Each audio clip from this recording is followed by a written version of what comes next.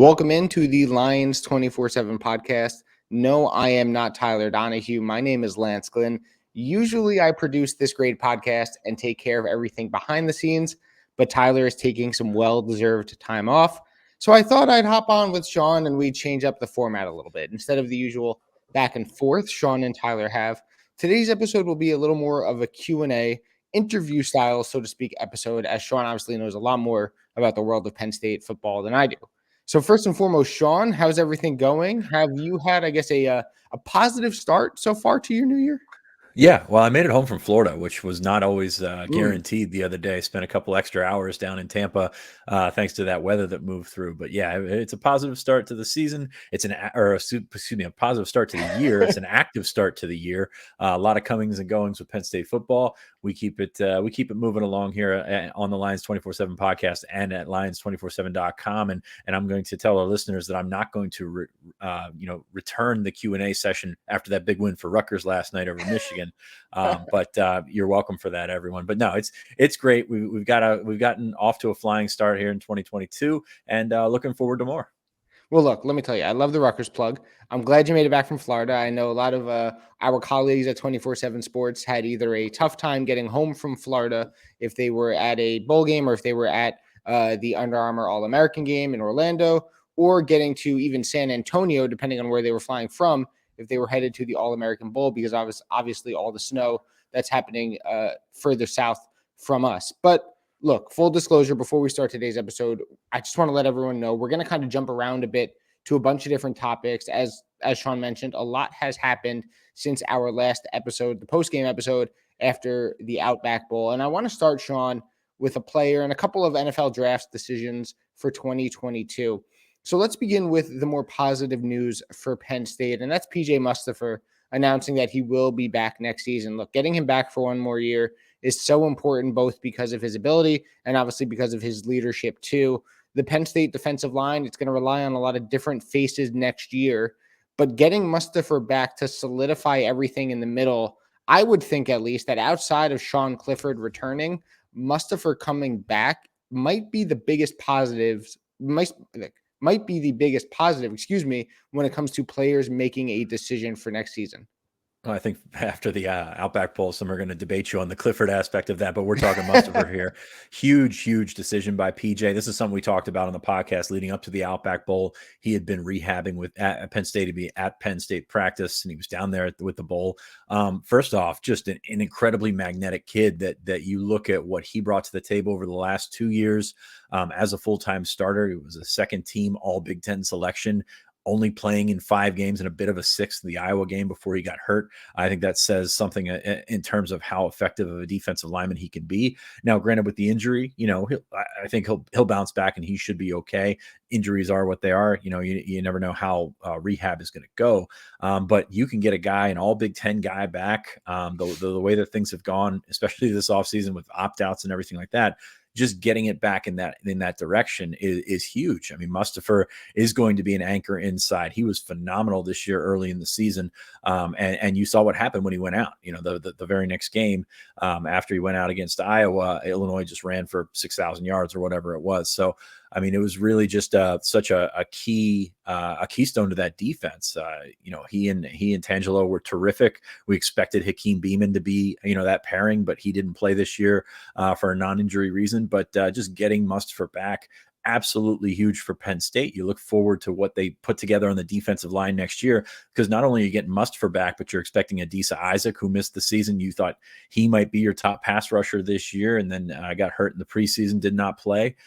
You liked what you saw from Keziah Izzard and Devon Ellis. Now those guys are both still developing, still gaining experience, but for a redshirt sophomore and a redshirt freshman, all of a sudden puts you in a pretty good spot at defensive tackle. Still need to sort out some things at the other end position. Of course, Nick Tarburton will be back. Some of the younger guys, Smith Vilbert had 3 sacks in the Outback Bowl, and Zariah Fisher started to flash a little bit. So the defensive line, maybe not as ravaged as it could have been. I guess we'll say it in that direction. So the Mustafer coming back angle has been huge for Penn State. It's on and off the field. Not too many guys more respected than PJ. Not too many guys more I guess, fun to be around and more magnetic than PJ Mustafer. So getting him back for another year of him being a captain, I would assume, should go a long way for this defense. And we've seen over the last couple of years, you build up front, you have to protect those linebackers, especially 2 years ago.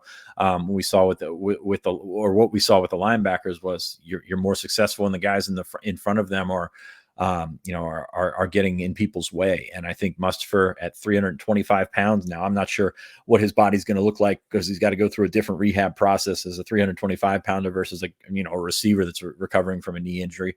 But he should be back to take up space and really open some things up. And I know there's a lot of defensive tackles on scholarship right now, but he's your top one. And anytime you can get a guy like that back, absolutely huge for this next edition of a Penn State defense. Yeah, can't understate how big of a decision that was for Penn State heading into 2022.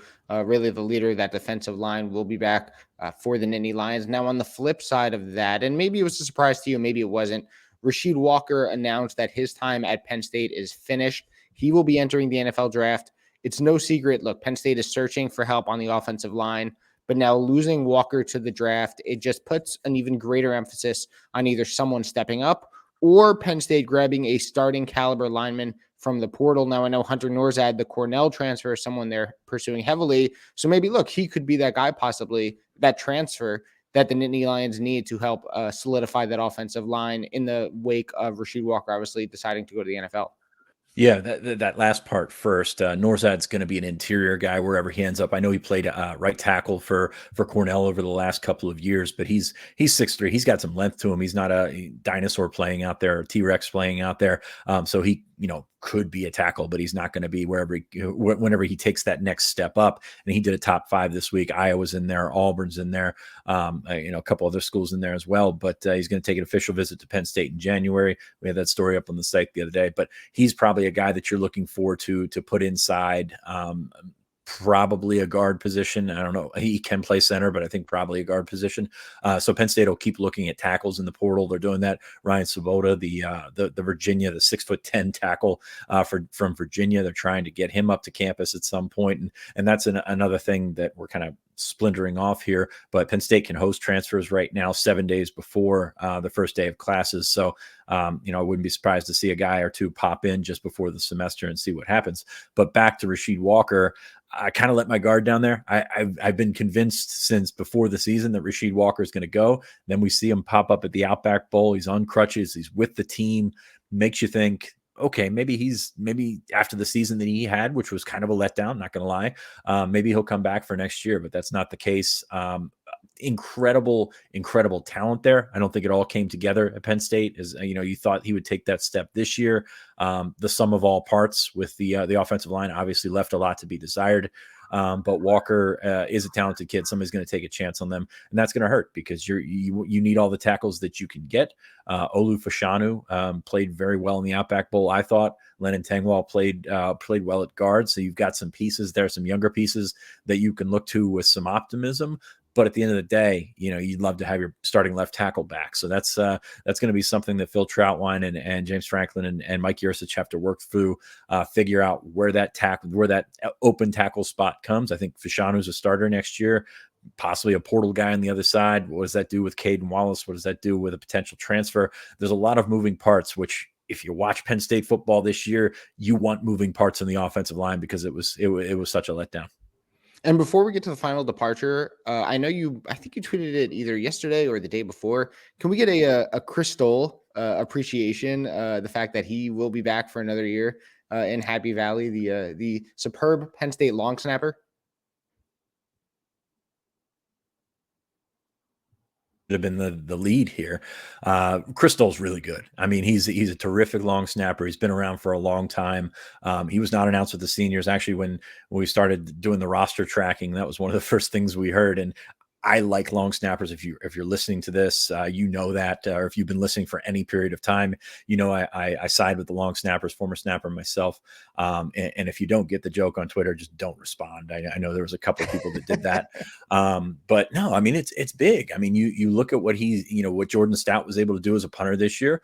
very little to no stress on those snaps. And if you ask people that watch football or around that building or anything like that, Chris Stoll was incredibly consistent. So getting him back is a big deal. And we're going to talk about the new special teams coordinator here in a minute, but you're bringing back Chris Stoll. You lose Jordan Stout, of course, but you have Jake Pinniger coming back. So there's some guys that, having those guys around is going to help that transition from Joe Lorig into the new coordinator. So, I mean, there's a lot of moving parts for sure. But having Chris Stoll hanging around, I mean, I think it's his 6th year, so he's going to be an old guy by the time he leaves.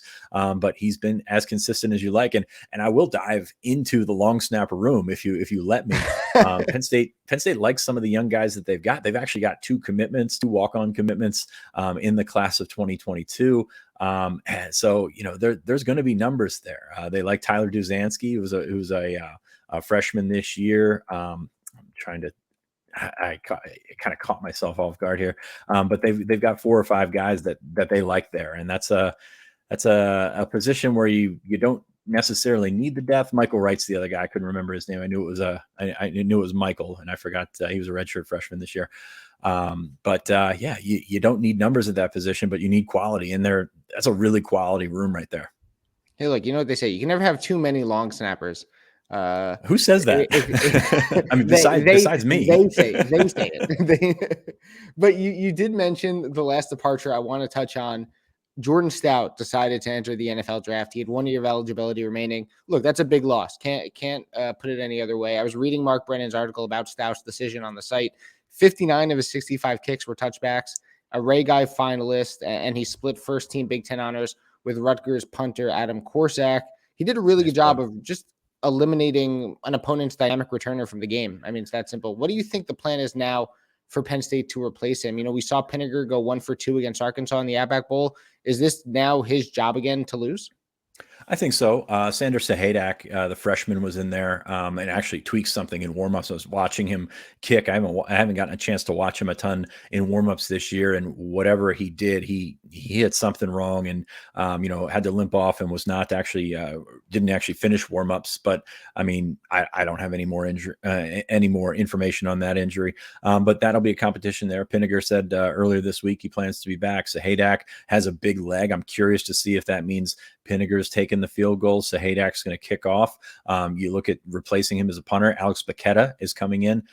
So, I mean, you've got an opportunity for a freshman to sort of take over that. I know Stout kind of ruined the transition here with the 4 years to 4 years to 4 years, but he came in, did what he needed to do, and now Alex Paqueta is going to take over. Alex Paqueta, I talked to him yesterday, seems pretty excited with the new hire. So you've got fewer moving parts than you probably expected there. But with Jordan Stout, it's going to be tough to replace. I mean, he was awesome this year in terms of punting, in terms of kicking off. Field goals, of course, left something to be desired.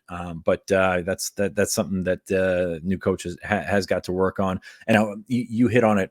You hit it on the nose when you're talking about the impact that Jordan Stout had. He made this defense better. He really put them in a position where they could, be aggressive because they had the defense or had the offense backed up to their own goal line or in their own red zone, things like that. So he definitely will be missed. Alex Paqueta is a tremendous prospect as a punter, but it's going to take a while for him to settle in and get control of what he needs to do as a college punter. So let's stay special teams wise. A notable staff change for James Franklin's group. Special teams coordinator Joe Lorig took the same position at Oregon. He joins Dan Lanning's staff as the former Georgia defensive coordinator, takes the reins in Eugene. Penn State, they didn't really waste much time replacing him. They hired Boise State special teams coordinator Stacy Collins. Collins, a lot of experience, most of it on the West Coast, and he's also taking the role of outside linebacker and Nichols coach. What are just your overall thoughts on the hire and Franklin's decision to bring in Collins really almost right after Lorig decided to head to Oregon? I mean, it was pretty quickly after. Yeah, it was immediately after because Lorig was out. Now, this is one thing, and if you listen to the post-game press conference with James Franklin, he pretty much all but said that Lorig was going back home, going to go back to the Pacific Northwest. So you've got a guy that has coached. If you go through the schools there on his resume, not a lot jump off to you, but he was great at Boise. He was great at Boise State. Had a really good year this year, blocked some kicks, had some kick returns, and he's got some connections. He coached under Larry Lewis at Idaho State. He's coached with Eric Raisbeck, who's a special teams analyst at Penn State. So this is definitely one where he's got some guys stumping for him. Stacey Collins, ton of experience. We had Brandon Huffman stop by on our board to talk about his recruiting prowess. He's recruited very well at Utah State, at Boise State. He knows the Pacific Northwest, but I don't think Penn State's going there anytime soon to make a pipeline or anything like that. But steps into a good situation. He's got Paqueta coming in, who's one of the top punters in the country, so that sort of takes some heat off from the recruiting aspect of it. He's got some talented legs there to work with.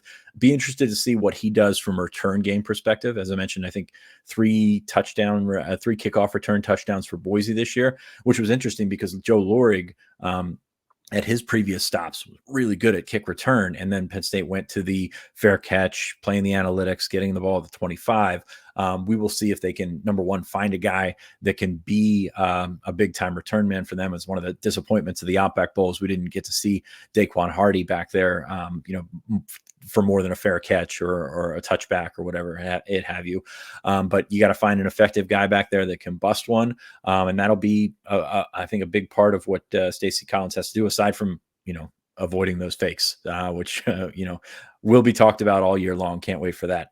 But Stacey Collins, ton of experience. He's got experience in the defensive side of the ball. He's also listed as the outside linebackers Nichols coach, which, for all that Lorig was listed as the outside linebackers coach, Brent Pry coached those linebackers. So curious to see how much Stacey Collins actually gets involved with those positions. Whether that's a title thing or what have you. So excited to see what the next step is. I mean, with special teams coaches, we've seen really bad ones come through.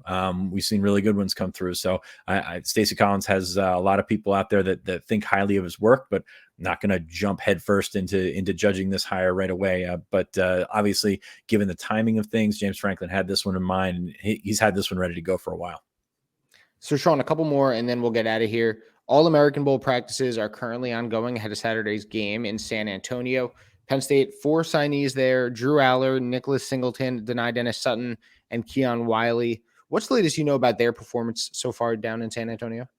Well, just after day one, I think they're getting into day 2 right now as we record, so I haven't really seen much from them. But after day 1, those first 3 guys that you mentioned in Aller, Singleton, and Denai Dennis Sutton, very impressive. And this is hearing from these guys, and I know that they were all listed in one form or another as top performers by 24/7 Sports. But I've talked to Steve, I've talked to Andrew Ivins, those guys, very impressed. Tom Loy was down there, did cut up a nice video for us on Lions 24/7. So I encourage you to check that out.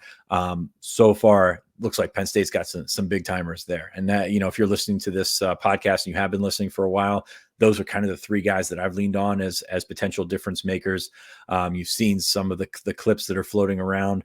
Aller, I mean, what else can we say that we haven't already said? Big time arm. Of course, some things to clean up, but big time arm. And he's showing that number 3 prospect overall by 24/7 Sports. Nick Singleton, a guy that I think can play right away. I mean, you look at what he brings to the table from an athletic and strength standpoint. He's ahead of his class in terms of those metrics. And, if he picks up some things in terms of vision, in terms of, reading the holes that he may or may not have, I mean, he's just a different guy. He's a different guy. And Denai Dennis Sutton, who I've been stumping for a long time for a higher rating. I think we have him in the 80s at 24/7 Sports. He went down there and, of course, did not have the senior year that he had hoped for with the injuries and things like that. But when you take that jump up and you're playing against guys that are your size, I mean, there's a difference between playing. It's so funny. You think about these other positions, and the 5'8" nose tackle is sometimes your most successful player on defense in high school, and he's not going to get a sniff at college just because you have to transition to that next level size. And I think Dennis Sutton at 6'4.5", 6'5", close to 250 pounds, looks great. He's got some things to work on in terms of hand placement, in terms of pass rushing moves, but you see some of the clips and you can see why he was heavily pursued by Alabama, heavily pursued by Georgia. He is that level guy. And those 2 teams seem to be playing an important game coming up. And those are more the guys that Penn State needs. Yeah. And when you can get recognized in these all-star games, whether it be Under Armour All-American Bowl, on All-American game, or the All-American Bowl, you're going best against best. So if you could be recognized in a positive way during these all-star games, you're obviously doing something right, because you're going against some of the top talent throughout the country. So Sean, last one, is there anything you're just monitoring right now? Just kind of nice vague question to end it. Is there anything you're monitoring right now that maybe we haven't touched on, whether it's transfer portal, recruiting, or something else that we haven't talked about yet? There's some things that as the new year takes shape, of course, we're looking at the portal probably the heaviest right now. Still looking at Penn State, even though they have Mitchell Tinsley, who's set to join and start classes next week at Penn State, still looking at wide receivers. Would like to add some more speed there. It's going to depend on numbers. There's going to be guys that enter the portal, general attrition, as we call it, expected attrition, as we call it. So you're still looking at receiver, offensive line, very important. Probably two of those guys. You'd like to have a tackle. And if you get Hunter Norzad, from Cornell, who we already spoke about, he's highly sought after. I mean, this is a kid that, you think Cornell and you think Ivy League, especially after Eric Wilson was okay, but not really what you thought he might be. Norzad seems like a better prospect from talking to people that are not at Penn State, not really involved in this recruitment. But that'll be an interesting one to watch. Like I said, going to take an official visit to Penn State in January. Going to take an official visit to Iowa. Auburn's still in the mix. He's originally from Georgia, so there's that. Still looking at offensive tackles. Still think that a rush end, an edge guy that can get to the quarterback is a priority. Probably don't need the defensive tackle. I think James Franklin mentioned that a couple of weeks ago, depending on some movement on that roster. Probably don't need one, but definitely at linebacker is another spot where they're going to keep looking, because you need to figure out numbers there. You need to figure out talent, and you need to figure out who can start and come in and play right away. I think it's been really interesting to follow the portal, because I think that fans, given they are so familiar with what they have on their roster and what they've seen, fans are overvaluing guys. And I think that that's something that you have to remember when you're looking at the portal, that it's not a guaranteed guy that's going to come in and play right away, going to come in. I mean, you look last year, John Lovett seemed like an ideal fit. And now by the end of the season, he really wasn't even a presence there in that running back room, and a running back room that could have really needed it. So you need to keep yourself from overextending in that portal, going after the guys that you have relationships with or you can trust your evaluation on. I think that's probably what we're seeing right now in this transition process as we get into the spring semester. Other than that, recruiting, they got some junior days on the way in January. Certainly something we'll be keeping up with. The coaching carousel has slowed a bit, but if you follow Pete Thamel or Bruce Feldman or anything like that, it's not stopped. I mean, there's plenty of things going on. You look at the Harbaugh stuff at Michigan, which, he should be trying to get a new contract no matter, or coming off of the season that he had. That's going to be an interesting thing to monitor, because if you get a new coach that takes, that doesn't have his new staff, he might have some guys that that are working at Penn State right now that he'd love to have around him. So that coaching carousel won't slow down until February. Of course, the NFL Black Monday is coming up. So, I mean, there's a lot going on, even if it's maybe not all on the surface. Yeah, exactly. Like you mentioned, Black Monday. Obviously, you hear the Jim Harbaugh name already, but tons of NFL jobs are going to open up, and obviously, college coaches oftentimes are hot commodities for some NFL teams. And just one quick thing on Hunter Norzad, you mentioned a couple teams in his top 5. It's Virginia Tech, Auburn, Iowa, Illinois, and Penn State. And the one thing about the transfer portal is there's plenty of players joining it every single day. So someone who isn't even in the portal yet could be that one kid who ends up coming to Penn State. You never know. Well, yeah. I mean, you look at Oklahoma this week. I mean, of course, with the transition of Lincoln Riley to USC, you expect some of that. But Caleb Williams gets out of there, Mario Williams gets out of there, and everybody's going to go after those guys. And there's been rumblings. Jaleel Farouk, who's a familiar name if you listen to this podcast, from Maryland, could be one of the next guys in there. So there are guys like that Penn State is watching. That the word that you hear all over the place is back channeling. You've got high school coaches and parents and things like that trying to legally make contact with schools to let them know that, hey, just a heads up, this guy might be entering the portal sooner or later, usually sooner at this point. So no Oklahoma pun intended there, but yeah, there's so much going on that never sees the light of day, especially from that portal. So I'm curious to see if they get anybody on campus in the next couple of days. As I mentioned, it's still a dead period, but 7 days before the first day of class, you can have these guys on campus for visits and things like that. So yeah, it's not slowing down with the coaching carousel and all that stuff. So it should be fun. Should be fun to follow along. Yeah, so much going on as the offseason kind of gets underway. And look, as our friend Josh Pate likes to say, there really is no offseason in college football. It's just ongoing. So much to talk about, and you can find everything There's you no need to off know. season in Josh Pate's life, man. Yes, He's that's full true. bore all the That's time. true. So That's I'm true. not surprised by that. He's full go no matter what day it is, no matter what time of year it is. And as I said, you can find everything you need to know about the Nittany Lions at lions247.com. Sean, this was fun. It was fun to come on to replace Tyler for a little bit for a day on the podcast. Yeah, or people got their Rutgers fixed through you instead of Tyler. Tyler's taking care of his little one this week. I know his wife went back to work, so definitely more important things to worry about than transfer portal and coaching carousel for him. But yeah, this is fun. We should do it again sometime. Yes, definitely. And if you haven't already, make sure to follow us on Twitter at Lions247 and subscribe to the Lions 24/7 YouTube channel. So for Sean Fitz, I am Lance Glinn.